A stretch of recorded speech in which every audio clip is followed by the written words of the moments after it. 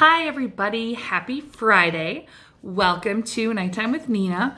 We are going to finish off our week with a few more stories from some amazing women, and we are going to start it from a book that for a lot of people really started this whole idea of learning more about some of these unsung feminist heroes, Goodnight Stories for Rebel Girls. This is a favorite at my house. There is now a version of boys that sort of break the status quo and break out of the mold. There are many other versions of this book, but this is the original one. So we're going to share a few people from Goodnight Stories for Rebel Girls. I think the first one we're going to share is Mary Edwards Walker. She is a surgeon.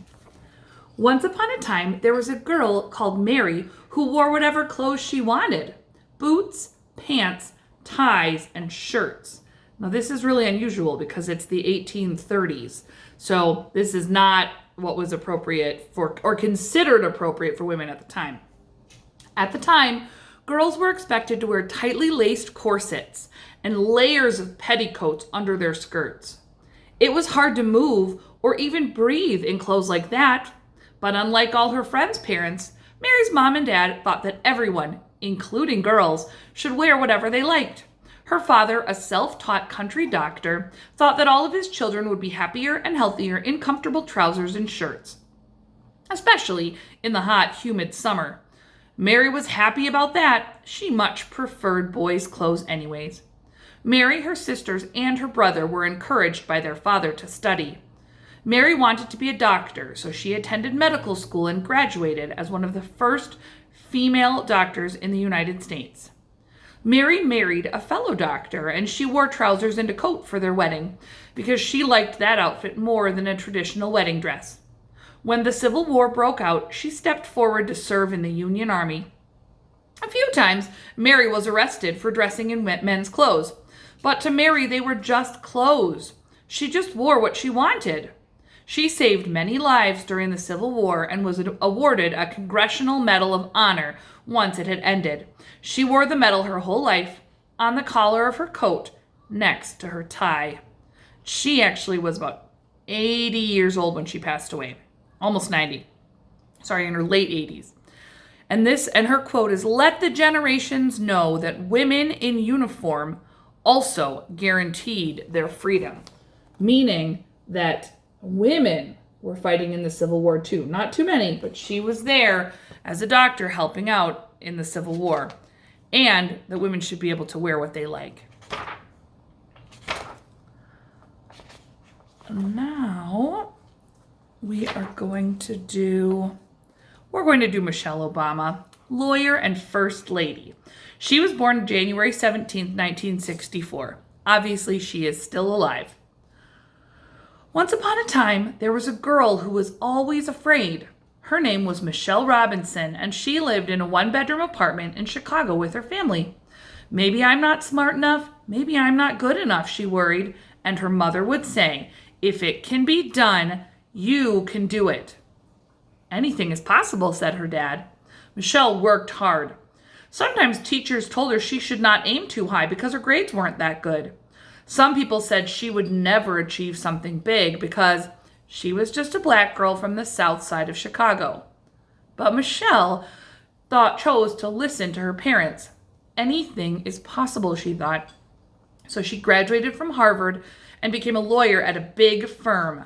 One day, her boss asked her to mentor a young lawyer. His name was Barack Hussein Obama.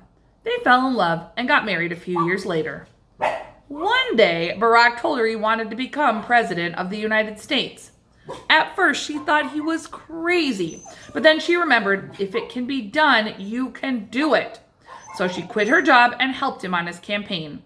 Barack won the elections twice, and Michelle became the first African-American first lady of the United States. No one is born smart. You become smart through hard work, is her motto. And here she is. And her quote says, "Always stay true to yourself and never let what somebody else says distract you from your goals." And I think that the last person that we are going to read about.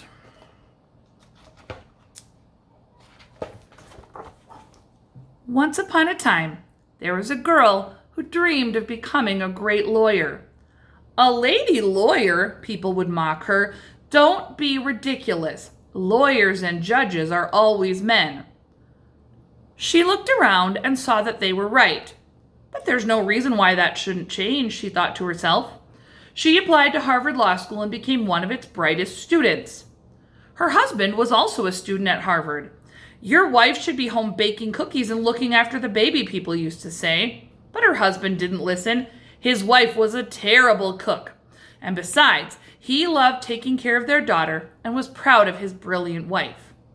This woman was passionate about women's rights and argued 6 landmark cases on gender equality before the United States Supreme Court. Then she became the second female Supreme Court justice in the country's history. There are 9 justices on the Supreme Court. If I'm asked, when will there be enough women on the Supreme Court, I say, when there are 9. People are shocked, but there have been 9 men like forever, and nobody's ever raised their eyebrows at that. Even in her 80s, she did 20 push-ups every day and became a style icon thanks to the extravagant collars she wore in court with her judge's robes. Obviously, we're finishing off the week with Justice Ruth Bader Ginsburg, and her quote is, "I dissent."